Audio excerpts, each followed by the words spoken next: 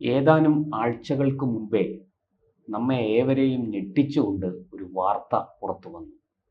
കർണാടകയിലെ ധർമ്മസ്ഥല എന്ന ക്ഷേത്ര നഗരിയിൽ ആ പ്രദേശത്ത് 400-ലധികം, ഏതാണ്ട് 480ഓളം സ്ത്രീകളുടെയും പെൺകുട്ടികളുടെയും ശവശരീരങ്ങൾ, മൃതദേഹങ്ങൾ താൻ കുഴിച്ചിട്ടു എന്ന ഒരു ശുചീകരണ തൊഴിലാളിയുടെ വെളിപ്പെടുത്തലാണ് ആ ഞെട്ടലിന് ആധാരം, അല്ലെങ്കിൽ ആ ഞെട്ടിപ്പിക്കുന്ന വാർത്ത. ഈ പെൺകുട്ടികൾ ഏറിയ കൂറും മാനഭംഗത്തിനിരയായി കൊല്ലപ്പെട്ടു എന്നും ഈ സാക്ഷി പറഞ്ഞു. പോലീസ് ഈ സാക്ഷിയുടെ മൊഴികൾ മുഖവിലക്കെടുത്ത് അന്വേഷണം ആരംഭിച്ചു. ആ മൊഴികൾ മജിസ്ട്രേറ്റിന്റെ മുന്നിൽ എത്തിച്ച് രേഖപ്പെടുത്തി. ഈ സാക്ഷി ഒരു തലയോട്ടിയുമായിട്ടാണ് മൊഴി കൊടുക്കാൻ എത്തിയത്. ആ തലയോട്ടി ഫോറൻസിക് പരിശോധനയ്ക്ക് അയച്ചു. തുടർന്ന് സാക്ഷി ചൂണ്ടിക്കാണിച്ച സാക്ഷിക്ക് പ്രത്യേക പരിരക്ഷയും സംരക്ഷണവും ഒക്കെ കോടതി കൊടുത്തു. അതിൻ്റെ അടിസ്ഥാനത്തിൽ ഈ സാക്ഷി ആരാണെന്ന് ആരും അറിയാതിരിക്കാൻ മുഖം മറച്ച് സാക്ഷിയെ കൊണ്ടുവന്ന് ഈ പറഞ്ഞ സ്ഥലങ്ങളിലെല്ലാം കുഴിച്ചു നോക്കി. അവിടെ എങ്ങും ഒരു മൃതദേഹവും അവർക്ക് കിട്ടിയില്ല. 2 മൃതദേഹങ്ങൾ കിട്ടി, പക്ഷെ അത് പുരുഷന്മാരുടേതാണ് എന്നാണ് പ്രാഥമിക നിഗമനം. ഇത് നേത്രാവതി നദിയുടെ കരയിലാണ്, നദീതീരത്താണ് ഈ ധർമ്മസ്ഥല എന്ന തീർത്ഥാടന കേന്ദ്രം സ്ഥിതി ചെയ്യുന്നത്. അതൊരു ജൈന ദമ്പതികളാൽ സ്ഥാപിക്കപ്പെട്ട ഒരു ക്ഷേത്രമാണ്. അവിടെ പൂജ ചെയ്യുന്നത് ഹിന്ദുക്കൾ ആണ്. ഹിന്ദുക്കളിലെ ബ്രാഹ്മണ വിഭാഗത്തിലെ പൂജാരിമാരാണ് അവിടെ പൂജ ചെയ്യുന്നത്. അതിന്ന് വലിയ ട്രസ്റ്റായി മാറി. അതിനൊരു വലിയ ചരിത്രവും പാരമ്പര്യവും ഒക്കെ ഉണ്ട്. ഏതാണ്ട് ഒരു 800 വർഷത്തെ പാരമ്പര്യം ചരിത്രകാരന്മാർ പറയുന്നു. അങ്ങനെയുള്ള ആ ധർമ്മസ്ഥലയിലെ ആ ക്ഷേത്രത്തെയും ക്ഷേത്ര നഗരിയെയും ആ ക്ഷേത്രത്തിൻ്റെ ഭരണം നിർവഹിക്കുന്ന ട്രസ്റ്റിനെയും ഒക്കെ മുൾമുനയിൽ നിർത്തുന്ന സംശയത്തിൻ്റെ പുകമറ സൃഷ്ടിച്ചുകൊണ്ട് അവരെ കുറ്റക്കാരാക്കി ചിത്രീകരിക്കുന്ന വിധത്തിലാണ് ഈ സാക്ഷി മൊഴി കൊടുത്തത്. ഈ സാക്ഷിയുടെ മൊഴി പോകെ അതിൽ പലതും അവിശ്വസനീയമാണ് എന്ന് അന്വേഷണ ഉദ്യോഗസ്ഥർ കണ്ടെത്തി. ഈ സാക്ഷി കൊണ്ടുവന്ന തലയോട്ടി വ്യാജമാണ്. അത് അസ്ഥികൂടം മനുഷ്യ തലയോട്ടിയല്ല എന്ന് തിരിച്ചറിഞ്ഞു. ഫോറൻസിക് പരിശോധനാ ഫലം വന്നു. അതുപോലെ തന്നെ ഈ പറഞ്ഞ പോലെ ഇതിനിടയ്ക്ക് ഈ സാക്ഷി ഇത്രയൊക്കെ പറയുന്നതിനിടയ്ക്ക് ഒരു സ്ത്രീ രംഗത്ത് വന്നു. തൻ്റെ മകൾ MBBSന് പഠിച്ചുകൊണ്ടിരുന്ന മകളെ കാണാതായി 20 വർഷം മുമ്പ് പരാതി കൊടുത്തിട്ട് ആരും അന്വേഷിച്ചില്ല. 20-25 വർഷം മുമ്പാണ് പരാതി കൊടുത്തിട്ട് അന്വേഷിച്ചില്ല, വേണ്ട വിധത്തിൽ അന്വേഷിച്ചില്ല. എൻ്റെ മകൾ കൊല്ലപ്പെട്ടു, ഇവിടെ വലിയ അനീതിയാണ് നടക്കുന്നത് എന്നൊക്കെ പറഞ്ഞൊരു സ്ത്രീയും രംഗത്ത് വന്നു, സുജാത ഭട്ട്. അവരുടെ മകൾ അനന്യ ഭട്ടിനെ കാണാനില്ല എന്നതായിരുന്നു പരാതി. അപ്പം പോലീസ് ഇതെല്ലാം അന്വേഷിക്കാൻ തുടങ്ങി. വളരെ ആഴത്തിൽ ആഴ്ചകളോളം ഈ പറഞ്ഞ പ്രദേശങ്ങളൊക്കെ കുഴിച്ചു. മണ്ണുമാന്തി ഉപയോഗിച്ച് JCB ഉപയോഗിച്ചൊക്കെ കുഴിച്ചു. പക്ഷേ ഒന്നും കിട്ടിയില്ല. പോകെ ഈ മൊഴികളെല്ലാം വ്യാജമാണെന്നും ഇതിൻ്റെ പുറകിൽ ചില ഗൂഢലക്ഷ്യങ്ങളുണ്ടെന്നും പോലീസ് തിരിച്ചറിഞ്ഞു. ഇപ്പോൾ ഈ മൊഴി കൊടുത്ത സാക്ഷി, ശുചീകരണ തൊഴിലാളിയായ ആ വ്യക്തിയെ പോലീസ് അറസ്റ്റ് ചെയ്തിരിക്കുകയാണ്. അയാൾക്ക് സാക്ഷി എന്നുള്ള പരിരക്ഷ നഷ്ടപ്പെട്ടു. അത് കോടതി ഒഴിവാക്കി കൊടുത്തു. തുടർന്ന് ഈ സാക്ഷിയെ വ്യാജമൊഴി കൊടുത്തതിന് അറസ്റ്റ് ചെയ്തിരിക്കുകയാണ് പോലീസ്. ഇയാളുടെ പേര് ചിന്നയ്യ എന്നാണ്. ഇയാൾ 95 മുതൽ 2014 വരെ ഈ പ്രദേശത്ത് ശുചീകരണ തൊഴിലാളിയായി ജോലി ചെയ്തു എന്നാണ് പറയുന്നത്. 2014 ചില കാരണങ്ങൾ നിമിത്തം ഇയാൾ അവിടം വിട്ടുപോയി. ഇപ്പോൾ തമിഴ്നാട്ടിലെ കോയമ്പത്തൂരിനടുത്ത് ഒരു സ്ഥലത്ത് താമസിക്കുകയാണ്. അവിടെ ഒരു ചെറിയ ജോലിയിൽ ഏർപ്പെട്ടിരിക്കുകയാണ്. ഈ വിഷയം, ഈ ശുചീകരണ തൊഴിലാളി പറഞ്ഞ കാര്യങ്ങൾ മുഴുവനും തെറ്റാണെന്നും ഇതിൻ്റെ പിന്നിൽ ഒരു ഗൂഢാലോചനയുണ്ടെന്നും ഇത് ഈ ധർമ്മസ്ഥല എന്ന ആ പ്രദേശത്ത് നിലനിൽക്കുന്ന ക്ഷേത്രത്തെയും അതിനെ ചുറ്റിപ്പറ്റി നടക്കുന്ന പ്രവർത്തനങ്ങളെയും അട്ടിമറിക്കാനും തകർക്കാനും വേണ്ടിയുള്ള പരിശ്രമമാണെന്നും ഹിന്ദു സംഘടനകൾ നേരത്തെ തന്നെ ആരോപിച്ചിരുന്നു.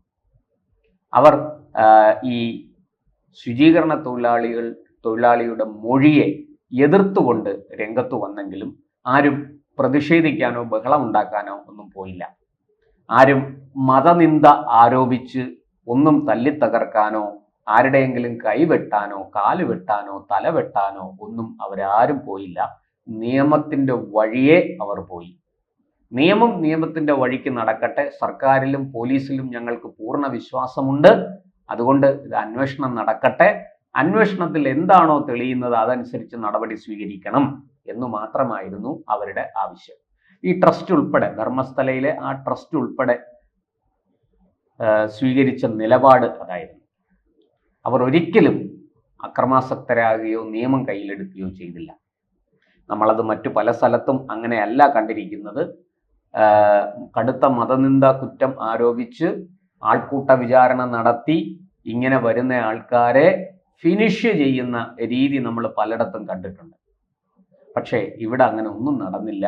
ഈ ഏതാനും ആഴ്ചകൾ ഈ ഭൂമി കുഴിക്കൽ നാടകം അരങ്ങേറി. കുഴിച്ച ഭൂമിയിലെങ്ങും ഒരു വസ്തുവും കിട്ടിയില്ല. അവസാനം ഈ വ്യാജമൊഴി കൊടുത്തതിന് ഈ ചിന്നയ്യ എന്ന് പറയുന്ന ആ ശുചീകരണ തൊഴിലാളിയെ പോലീസ് അറസ്റ്റ് ചെയ്തു.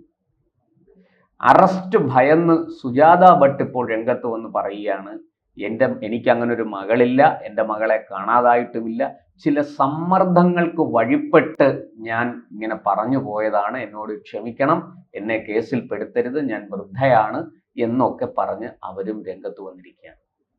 അപ്പോൾ ഇത് വളരെ വ്യക്തമാണ്, ഇതിൻ്റെ പുറകിൽ ഒരു വലിയ ഗൂഢാലോചനയുണ്ട്. ആ ഗൂഢാലോചന ഇന്നും ഇന്നലെയും തുടങ്ങിയതല്ല.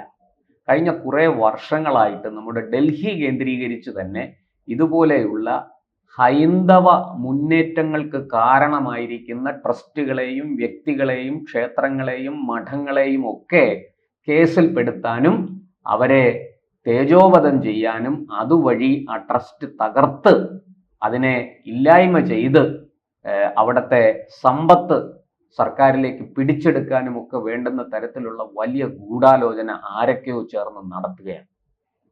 പിന്നിൽ മതം മാറ്റ ലോബിക്ക് വലിയ സ്വാധീനമുണ്ടെന്ന് പറയപ്പെടുന്നു. നമുക്കറിയാം, പണ്ട് ഏതാണ്ട് 20 വർഷങ്ങൾക്ക് മുമ്പാണ് തമിഴ്നാട്ടിലെ കാഞ്ചി കാമകോടി പീഠത്തിലെ മഠാധിപതിയായ സ്വാമി ജയേന്ദ്ര സരസ്വതികൾക്കെതിരെ ഒരു കൊലപാതക കുറ്റം ആരോപിച്ചത്. അദ്ദേഹത്തെ പോലീസ് അറസ്റ്റ് ചെയ്തു. അന്നവിടെ മുഖ്യമന്ത്രിയായിരുന്നത് ജയലളിതയാണ്. അദ്ദേഹത്തെ അറസ്റ്റ് ചെയ്ത് ജയിലിലിട്ടു. അങ്ങനെ ജയിലിൽ കഴിഞ്ഞ അദ്ദേഹം ഈ പറഞ്ഞതുപോലെ നിയമത്തിൻ്റെ വഴിയെ സഞ്ചരിച്ച് തൻ്റെ നിരപരാധിത്വം തെളിയിച്ചു. നേരെ മറിച്ച് അദ്ദേഹമോ അദ്ദേഹത്തിൻ്റെ അനുയായികളോ വിശ്വാസികളോ ഭക്തരോ ഒന്നും തെരുവിലിറങ്ങി ഒരു ക്രമസമാധാന പ്രശ്നവും ഉണ്ടാക്കിയില്ല.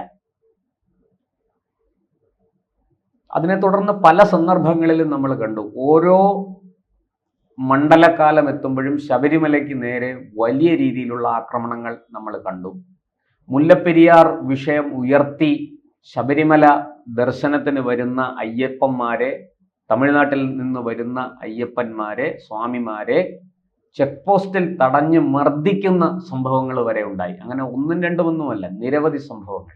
അതിൻ്റെ പേരിൽ ഹർത്താലുകൾ, വഴി തടഞ്ഞ് അയ്യപ്പന്മാരെ ഉപദ്രവിക്കുക, അവരെ അടിച്ചോടിക്കാൻ ശ്രമിക്കുക, ഇതൊക്കെ മുല്ലപ്പെരിയാർ ഇപ്പം പൊട്ടും എന്ന് പറഞ്ഞ് ഒരു രാഷ്ട്രീയ പാർട്ടിയുടെ നേതൃത്വത്തിൽ തന്നെ അതിനുള്ള പരിശ്രമം ആരംഭിച്ചിരുന്നു. ഇത് ഏതാനും വർഷങ്ങൾ അടുപ്പിച്ച് നടന്നു. അതിൻ്റെയൊക്കെ ബാക്കിയായിട്ട് ഏറ്റവും ഒടുവിൽ ഇപ്പോൾ വന്ന് നിൽക്കുന്നതാണ് ധർമ്മസ്ഥലയിലെ ഈ മൃതദേഹങ്ങൾ കുഴിച്ചിട്ടു എന്ന ഈ വ്യാജ മൊഴി നൽകിയ ശുചീകരണ തൊഴിലാളിയുടെ അറസ്റ്റിൽ കലാശിച്ച ഒരു സംഭവത്തിലേക്ക്. ഇതിന് ഏറ്റവും കൂടുതൽ പ്രചാരം കൊടുത്തത് കേരളത്തിലെ ചില യൂട്യൂബർമാരും അതുപോലെ തന്നെ മലയാളം ചാനലുകളുമാണ്. അവർ പ്രൈം ഡിബേറ്റുകൾ നടത്തി ഒരു ഹിന്ദു ട്രസ്റ്റ്, ഒരു ഹിന്ദു ക്ഷേത്രത്തിനോടനുബന്ധിച്ച് വലിയ കൊള്ളരുതായ്മ ചെയ്തിരിക്കുന്നതായിട്ട് അതിഗംഭീര പ്രചാരണവും പ്രകടനവും ഒക്കെയാണ് അവർ നടത്തിയത്. തലങ്ങും വിലങ്ങും ചർച്ചകൾ നടത്തി. എങ്ങനെയൊക്കെ പറഞ്ഞു നാറ്റിക്കാമോ, കൂവി തോൽപ്പിക്കാമോ, അങ്ങനെയെല്ലാം അവർ ശ്രമിച്ചു. പക്ഷേ മല പോലെ വന്നത് എലി പോലെ പോയി എന്നുള്ളതാണ് സത്യം. ഈ ഊതി വീർപ്പിച്ച ഒരു ബലൂൺ ആയിരുന്നു കാറ്റഴിച്ചു വിട്ടതോടുകൂടി അത് ഷൂ എന്ന് പറഞ്ഞ ആ ആരോപണം ചീറ്റിപ്പോകുന്ന കാഴ്ചയാണ് നമ്മൾ ധർമ്മസ്ഥലയിൽ കണ്ടത്. എന്തായാലും ഈ ധർമ്മസ്ഥലയെ കേന്ദ്രമാക്കി നടത്തിയ ഈ ഗൂഢാലോചനയുടെ പിന്നിൽ പ്രവർത്തിച്ചവർ ആരൊക്കെയാണ് എന്ന് അറിയാൻ ജനങ്ങൾക്ക് അതീവ താല്പര്യമുണ്ട്. ഇതിന് പിന്നിൽ പ്രവർത്തിച്ചവരെ ഒന്നൊഴിയാതെ നിയമത്തിന്റെ മുന്നിലെത്തിക്കാൻ കർണാടക പോലീസിന് കഴിയും. അവർക്കതിന് ഉത്തരവാദിത്വമുണ്ട്. അവർ ആ ഉത്തരവാദിത്വം ഭംഗിയായിട്ട് നിറവേറ്റും എന്ന് തന്നെയാണ് നമ്മുടെ എല്ലാവരുടെയും പ്രതീക്ഷ.